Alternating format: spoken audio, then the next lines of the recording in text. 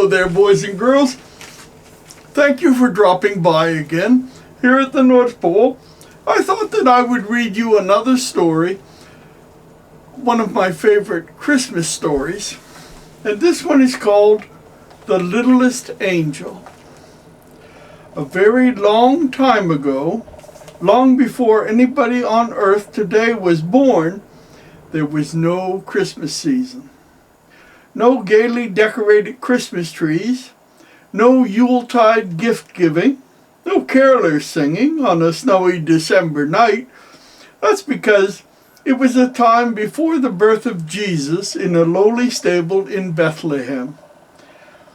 There was such a thing as heaven, of course, the home of glorious angels who sailed the skies on beautiful white feathered wings.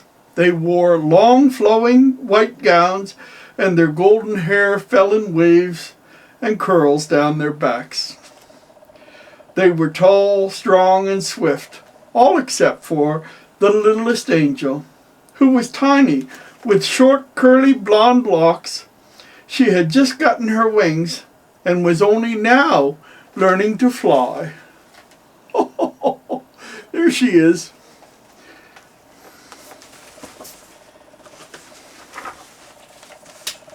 One day, Archangel Gabriel made an important announcement. "Tonight," declared Gabriel in a ringing voice, "we fly to earth to honor the birth of the Prince of Peace. We will sing hymns throughout the world, giving tidings of great joy." The littlest angel jumped up and down with excitement. Tonight was the night she had heard so much about for weeks. The big angels had been planning a splendid celebration. Would she be allowed to go along? The littlest angel's singing voice was still weak, but she had a worse problem. She couldn't fly as fast as the others, and it did not look promising.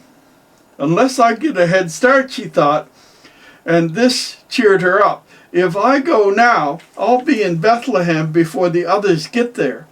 Won't they be surprised to see me? And there she is, making her plans to fly off a little bit early. That's a little bit naughty, but considering the circumstances, I think we would have let her away with that.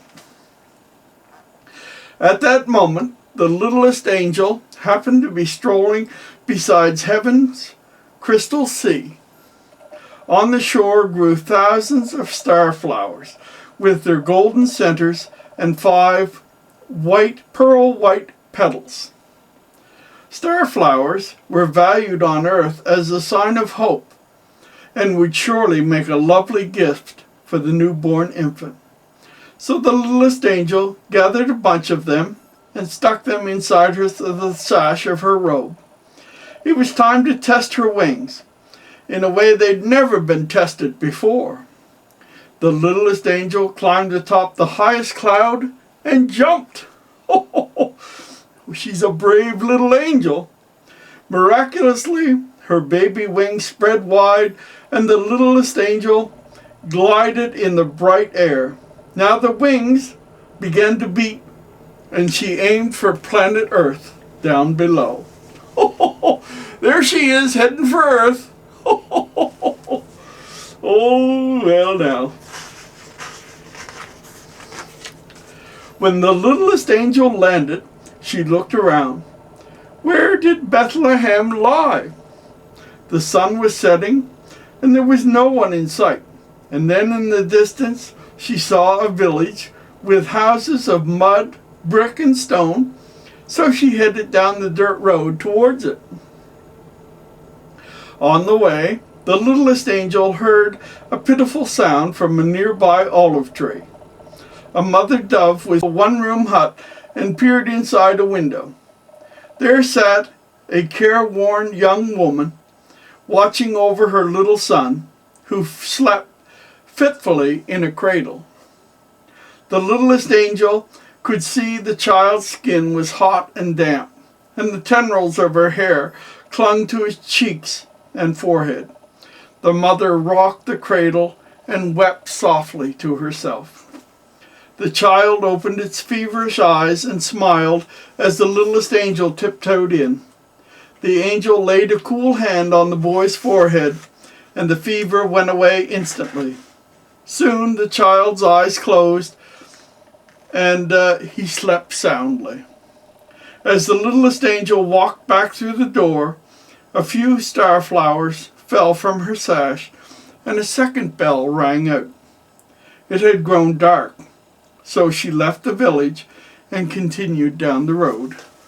Oh, there she is with the little one that's sick.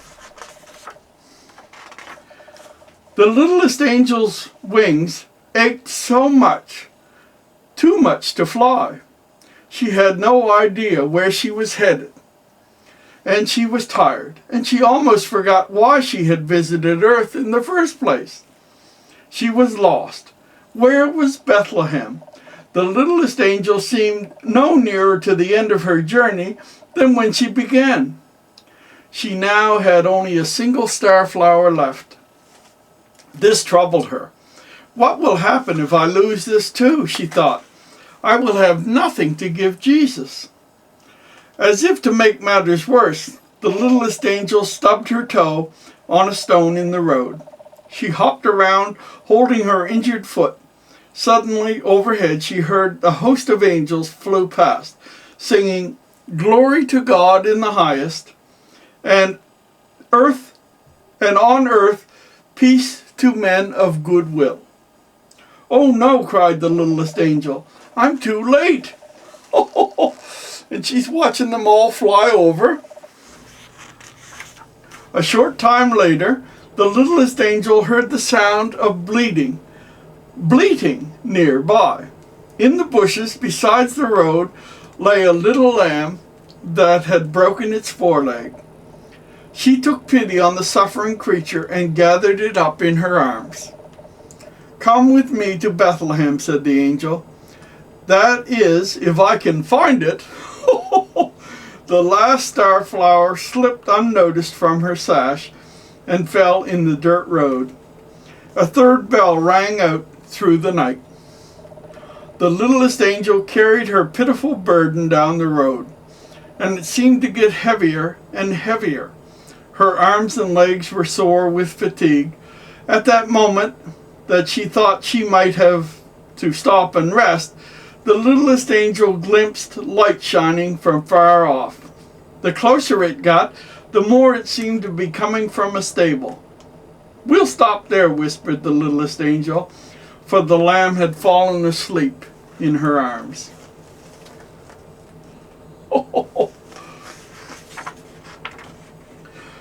When the angel and the little lamb got within a short distance of the stable, they were greeted with the most amazing sights and sounds. On the ground, several people had gathered.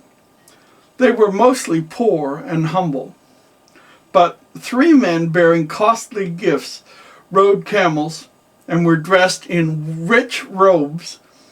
The people were oddly quiet, but every now and then the littlest angel heard hushed words being spoken in strange languages. Overheard in the velvet darkness, flew scores of angels in a fiery blaze of light. Some were singing hymns, others played shiny brass horns. High above shone a single star, brighter and steadier than any the littlest angel had ever seen.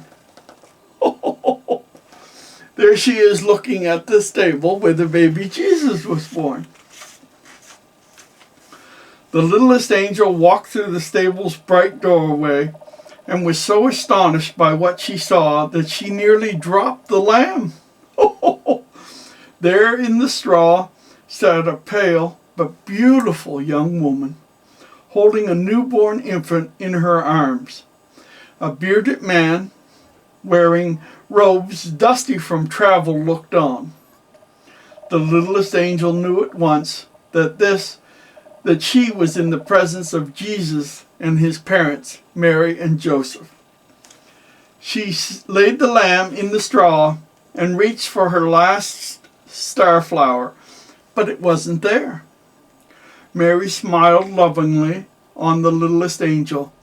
"I know what you're thinking," she said sweetly, "but you have brought a far greater gift, a creature in need." The baby Jesus reached out and with his dimpled hand touched the lamb's broken leg, and instantly the animal leaped up and frisked about.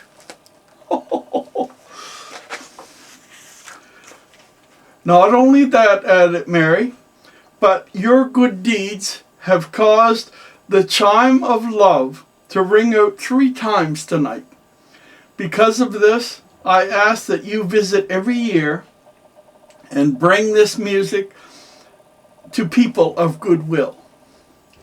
The littlest angel was overjoyed. Such an important responsibility for one so little. She flew back to heaven in a burst of speed. And every Christmas, you'll hear this magical bell ring out. That is, if you've been kind and good throughout the year. Well, I hope you enjoyed our story. And I'm going to be back probably in another night or two to read you another story. Now, it's very busy. 9 more sleeps till Christmas. Bye-bye now.